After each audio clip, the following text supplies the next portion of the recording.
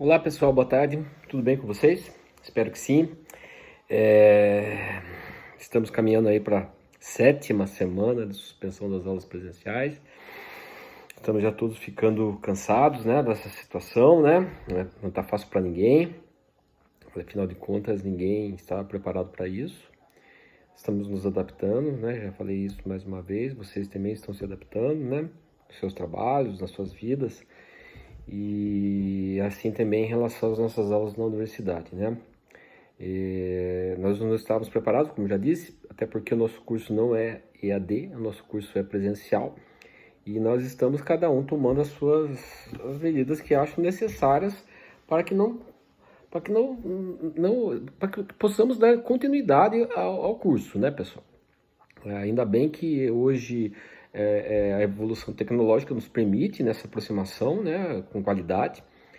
Vocês estão com certeza, hoje estou gravando esse vídeo, hoje é dia 30 de abril, né? Havia a expectativa das aulas presenciais começarem no final de abril, começo de maio, pelo jeito, pelo que a gente acompanha as notícias, as informações oficiais, que dificilmente isso vai acontecer. Até porque estamos aí com o decreto do governador, com a suspensão das atividades até dia 10 de maio, pelo menos, né? Vocês estão numa semana extra, na próxima, provavelmente, fazendo as avaliações. Eu já encaminhei a minha.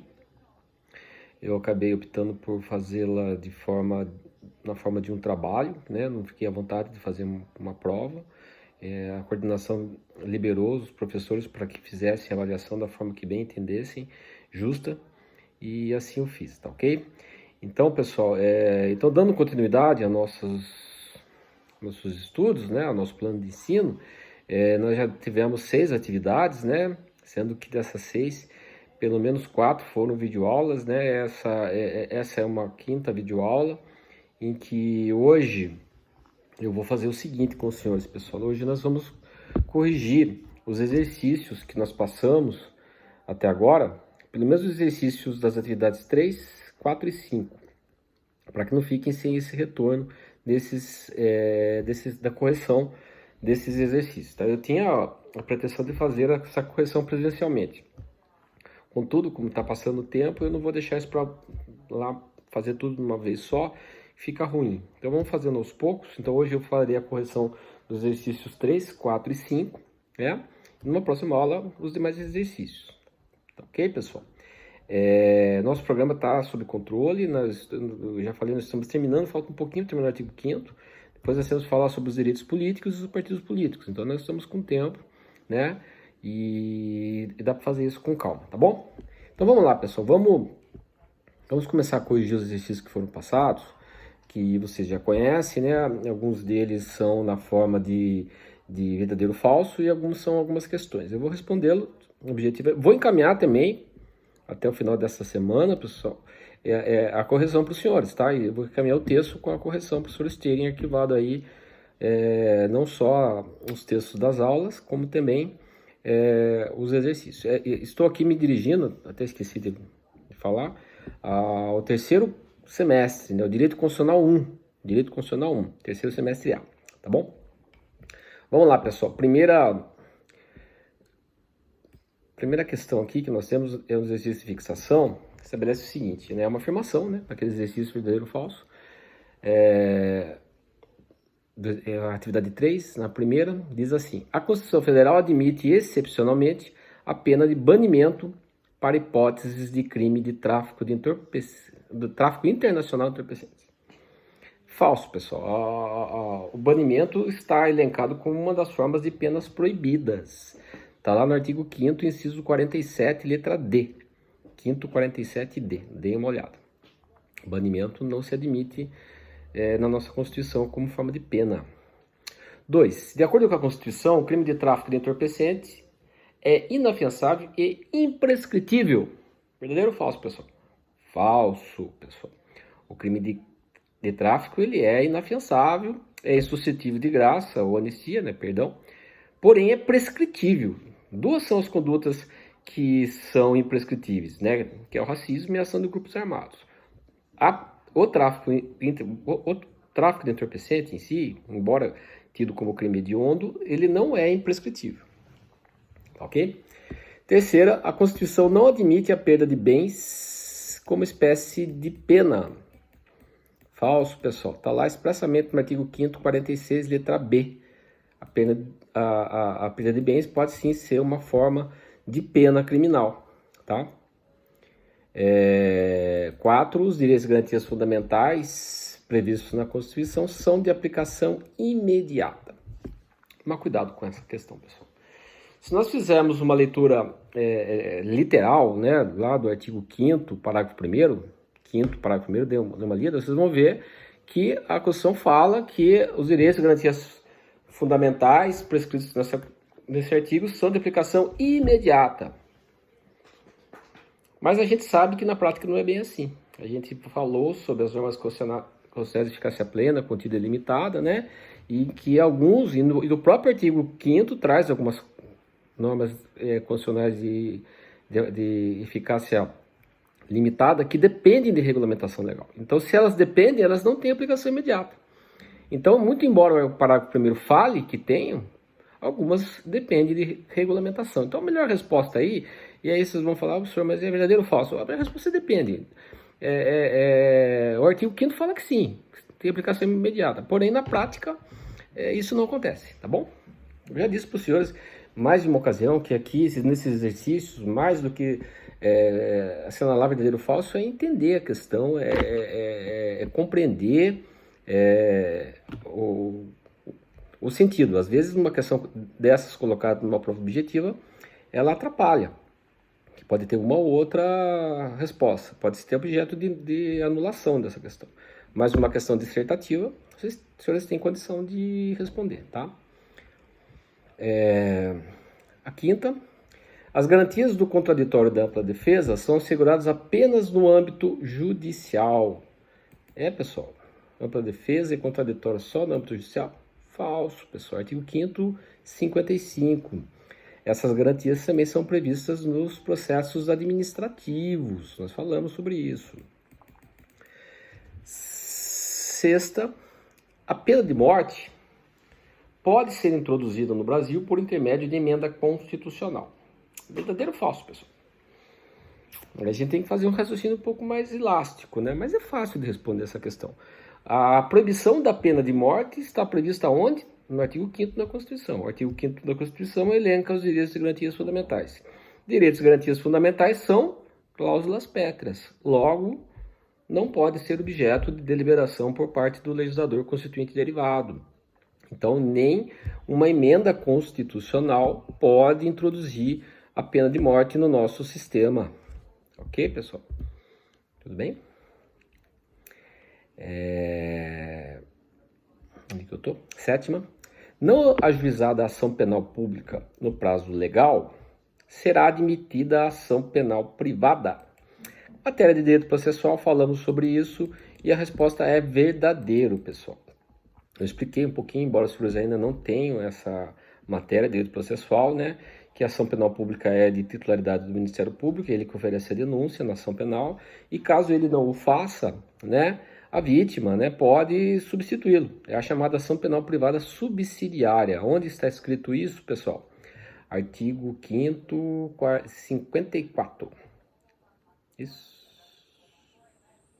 54. É verdadeira essa, tá? Oitava, a Constituição assegura expressamente a impenhorabilidade do bem de família. A questão também está muito ampla, né? Na verdade, a Constituição não fala da impenhorabilidade do bem de família. Ela apenas trata dessa questão no artigo 5º, inciso 26, ao impedir a penhora da pequena propriedade rural, né? É o chamado bem de família rural, né? Então, a resposta a gente pode até colocar como falsa, né? Ela não trata bem de família, apenas faz menção ao chamado bem de família rural, tá? A nona, o estrangeiro pode ser extraditado em qualquer circunstância? Sim ou não? Em regra, quem é extraditado são os estrangeiros, mas em duas hipóteses eles não podem ser extraditados. Quais são elas? Crimes políticos e crimes de opinião. Onde está isso? Artigo 5º, inciso 52. A 10ª, ainda dentro de extradição, o brasileiro nunca poderá ser extraditado? Depende. Qual brasileiro? O brasileiro nato nunca. O naturalizado, porém, podem ser extraditados em duas hipóteses.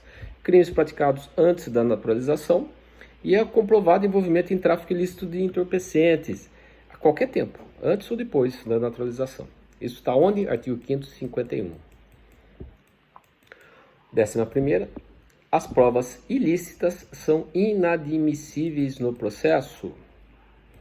Mas cuidado com essa questão também. Eu até coloquei verdadeiro, porque é o que está na Constituição no artigo 5º, 56. Porém, a jurisprudência vem aqui meio amenizando a interpretação desse dispositivo e estabelecendo, por exemplo, que em determinadas circunstâncias seria possível admitir-se uma prova ilícita, entre aspas, né? Não é...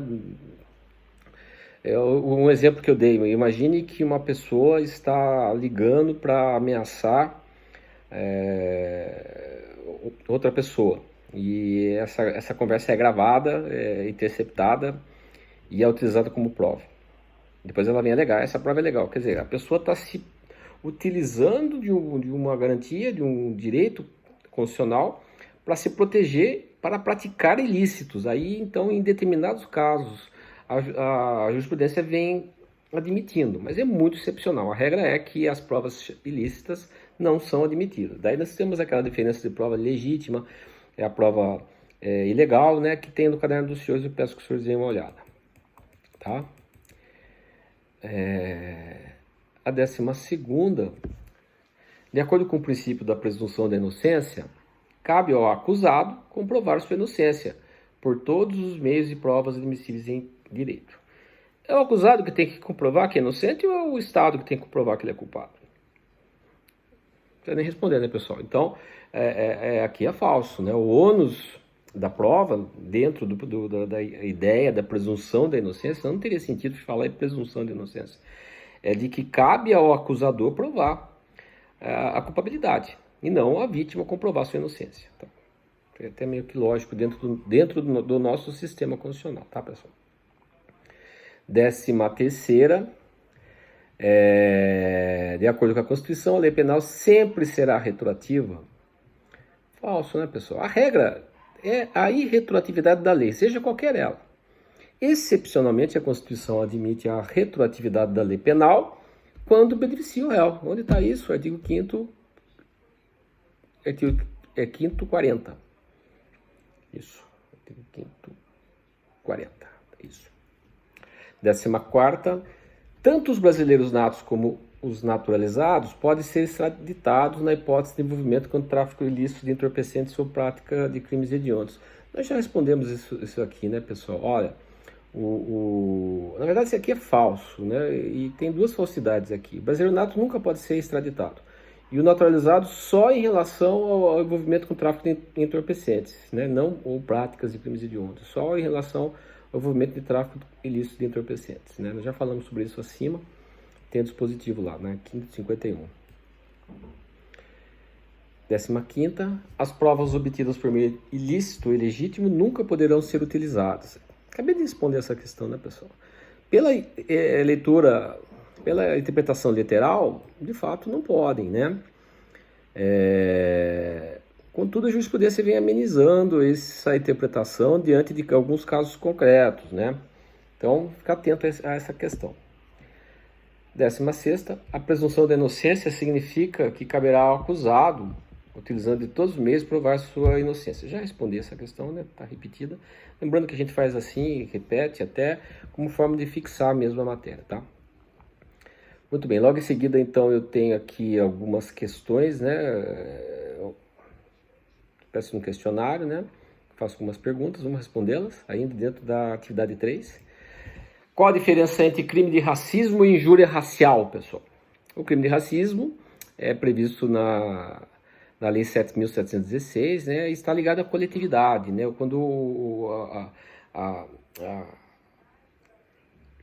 Quando atinge um número indeterminado de pessoas, ofende um número indeterminado, tendo em conta a sua raça, a sua etnia, religião, né? Então é previsto em lei especial. E a injúria racial? A injúria racial, previsto no Código Penal, artigo 140, está relacionada ao indivíduo. Uma pessoa que é ofendido, né, por conta da sua raça, né? Nós já vimos que o STF equiparou os dois para fins hoje de imprescritibilidade, né? Mas tem essa diferença em relação a alguém que crime de racismo diz respeito à coletividade, enquanto que a injúria racial ao indivíduo. Tudo bem? Vamos lá.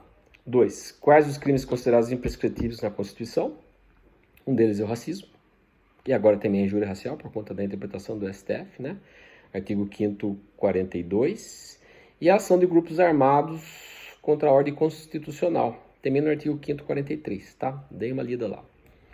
3. O que significa o princípio constitucional da individualização da pena?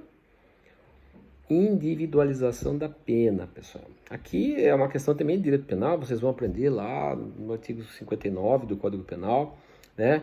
Que o magistrado, tanto na aplicação como na execução da pena, deve levar em consideração as circunstâncias pessoais do réu, do autor, né? Bem como as situações fáticas, né? Então, não é porque duas pessoas praticaram o mesmo crime que eles terão o mesmo crime. Tem que adaptar essa pena às circunstâncias pessoais do réu, do autor. Por isso, individualização da pena. 4. O que significa o princípio do juízo natural? O juízo natural, nós já falamos para os senhores, brincamos até com essa nomenclatura, né? Significa a garantia de que o jurisdicionado somente será julgado por uma autoridade judicial competente e com todas as garantias constitucionais da imparcialidade. Então, respeitadas as regras de competência, não pode ter um juízo chamado juízo de exceção, um juízo escolhido para aquele caso, né? As regras anteriores já pré-estabelecem qual é o órgão julgador. 5ª, qual a diferença entre provas ilícitas e provas ilegítimas, né? Está no caderno dos senhores, eu vou falar rapidamente. As provas ilícitas são aquelas colhidas com infringências às normas de direito material, né? Então imagine uma prova obtida com a prática de um crime, uma confissão obtida mediante tortura, né? E de acordo com a Constituição, elas são inadmissíveis no processo. E as chamadas ilegítimas são aquelas que são obtidas com desrespeito das normas processuais. Exemplo, está no caderno também, o interrogatório judicial sem a presença do advogado.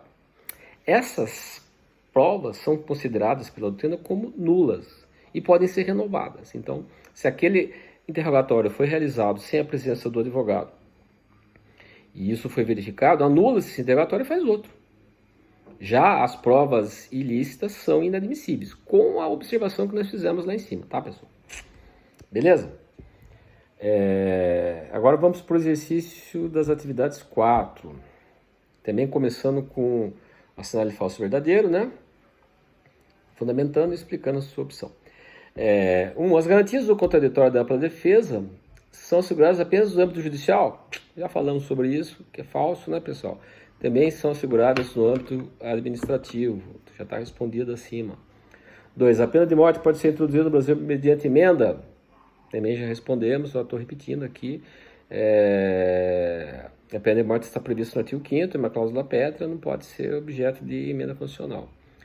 3. Não ajuizada a ação penal pública no prazo legal, será admitida ação penal privada? Já respondemos também. Verdadeiro, né? Temos até o dispositivo acima. A 4ª também já é repetida também. A Constituição assegura expressamente a impenhorabilidade do bem de família. Já foi respondido acima, né? Que não há essa previsão expressa, e sim uma menção apenas em relação à pequena propriedade rural. 5º, o estrangeiro pode ser extraditado em qualquer circunstância? Também já respondemos, né? Não pode ser extraditado em relação a crimes políticos e de opinião. 6ª, ninguém será privado de sua liberdade, exceto em caso de prisão em flagrante ou por ordem escrita da autoridade policial competente. E aí? Essa nós não respondemos ainda. Certo? Falso ou verdadeiro? Falso. O que está falso, pessoal? A expressão autoridade policial, pessoal. A prisão somente pode ser decretada por autoridade judicial e não policial. Mesmo a prisão em flagrante, que é, na maioria das vezes, realizada pela polícia, ela tem que ser sacramentada pelo Poder Judiciário. Tá? Artigo 5º, 61. Tá? 61. Sétima, nossa Constituição admite a prisão por dívidas. Sim, admite. Sendo que atualmente a única hipótese possível é a do devedor de alimentos, né? A questão do depositário infiel, nós falamos sobre isso, por conta do Brasil ser signatário do Pacto de São José da Costa Rica, né? Não é mais admitida no nosso ordenamento, né? Artigo 5º, 67. É isso? 67. 8. A atual posição do STF admite a prisão após a confirmação da condenação em segunda instância. Pessoal, a mais atual posição, né, até pouco tempo houve essa possibilidade, né, de se prender já quando confirmado em segunda instância, foi o motivo inclusive da prisão do ex-presidente Lula, né? Mas atualmente a última manifestação do STF entende que é possível apenas o início da execução da pena quando confirmada por todas as instâncias, ou seja, enquanto houver recurso, ou seja, enquanto não houver transitado em julgado, não pode dar início à execução da pena. Também está lá no material que encaminha para os senhores, nós explicamos sobre isso, tá? 9. O civilmente identificado nunca poderá ser identificado criminalmente. Falso. Falso porque a Constituição permite que o estabelecimento de exceções através de lei, né? Então, existem inclusive leis regulamentando já essa questão, né? E isso está lá no artigo 5º, 58. A 10ª, não se admite a prisão disciplinar no Brasil. Falso. Artigo 5º, 61.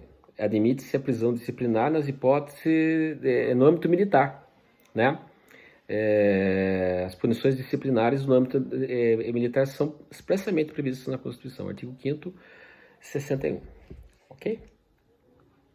Agora, um questionário que foi encaminhado junto com as atividades 4, né? Com a atividade 4. Responda fundamentadamente. O artigo 5º, essa é a questão, o artigo 5º, 57 da Constituição, ao estabelecer que ninguém será considerado culpado até o trânsito em julgado da sentença penal condenatória, reconhece a presunção da inocência, que deverá prevalecer em todo o processo criminal. Pergunta: existe alguma hipótese de prisão anterior à prolação da sentença penal condenatória? Explique. E aí, o indivíduo pode ser preso antes de condenado? Sim, pessoal. A legislação infraconstitucional prevê a possibilidade das chamadas prisões processuais. É matéria de direito processual, que vocês vão ver ainda, né? No interesse da instrução, no interesse do processo e no interesse da investigação, ou no interesse da investigação, poderão ser decretadas prisões preventivas, prisões provisórias, tá? E é uma prisão anterior à condenação. E ela tem que ser fundamentada nos requisitos legais, tá? Falamos sobre isso quando falamos das hipóteses de prisões na nossa Constituição. Terceira, existe possibilidade de prisão civil do depositário infiel no Brasil? Explique e fundamente. Já falei sobre isso também. A única hipótese de prisão civil hoje admitida no nosso ordenamento é a prisão do devedor de alimentos. O depositário infiel, embora previsto no dispositivo, né, atualmente, por conta do Brasil ser signatário do Pacto de São José da Costa Rica, não se admite a prisão do depositário infiel em hipótese alguma. 4. O que significa o princípio da publicidade dos atos processuais? Existe alguma exceção? Então são duas perguntas em uma, né? Publicidade significa que os atos, até por força do princípio republicano, que todos os atos processuais são públicos, né? Sendo franqueadas a qualquer pessoa o acesso a esses atos. E exceções? A própria Constituição traz exceção, exceto aqueles em que a defesa da intimidade e o interesse social exigem. E a lei vai estabelecer quais são essas hipóteses, né? Então, questões envolvendo família, etc., não há necessidade desses atos serem públicos, né? É uma exceção. A regra é a publicidade. A exceção é o sigilo. 5º, aqui também dentro do direito processual, né, o que significa o acordo de não persecução penal, recentemente introduzido no nosso ordenamento, né, é uma coisa nova, né, introduzido no CPP, eu coloquei lá no material dos senhores, né, previsto no artigo 28, a azão, do Código de Processo Penal, né? Que o Ministério Público, entendendo que não é o caso de arquivamento e o investigado tendo confessado a prática, ele poderá propor um acordo de não persecução, de não ter processo, desde que isso seja o suficiente. Daí vai aplicar algumas medidas de segurança em relação a esse caso. É matéria que vocês vão ver lá em Direito Processual, Direito Processual Penal, que eu pus aqui porque nós estávamos falando daqueles aspectos do direito processual constitucional, né, pessoal? Porque essas garantias processuais, né, são importantíssimas. Garantias processuais previstas na Constituição são importantíssimas. Por isso são previstas na Constituição. Agora nós vamos entrar no exercício das atividades 5, tá? Vamos lá. Tá terminando, pessoal. Começando com verdadeiro ou falso. São gratuitas a ação de habeas corpus, habeas data e mandado de segurança. E na forma da lei, os atos necessários ao exercício da cidadania. Tem um intruso aí, pessoal. Quem que é o intruso? Mandado de segurança. Mandado de segurança é o único que não tem previsão constitucional de gratuidade. O resto, sim. 2. Não há nenhum tipo de restrição constitucional à utilização do habeas corpus. Falso. A própria Constituição prevê expressamente lá no artigo 142, parágrafo 2º, 142, parágrafo 2º, que não cabe HC em relação às punições disciplinares militares, né? Lembra que nós falamos, questão da hierarquia, né?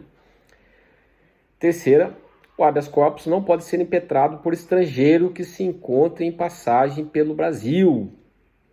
Essa foi uma das questões que falamos nessas primeiras aulas, ainda presenciais, pessoal.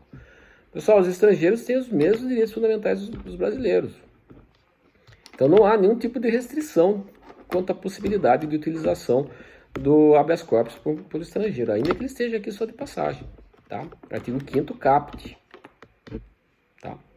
4. A concessão do mandado de segurança não produz efeitos patrimoniais. Essa questão, não sei se eu comentei com os senhores, mas é verdadeiro, pessoal. Tem até uma súmula em relação a isso. A súmula 271 do STF, que estabelece que não cabe o mandado de segurança, não é ação de cobrança. Então, não produz efeitos patrimoniais pretéritos, e sim daqui para frente. Tá? Questão jurisprudencial. 7. É incorreto afirmar que o habeas corpus pode ser impetrado pelo próprio paciente? Falso, pessoal. O HC é uma verdadeira ação penal popular, qualquer um, inclusive o próprio paciente pode impetrar.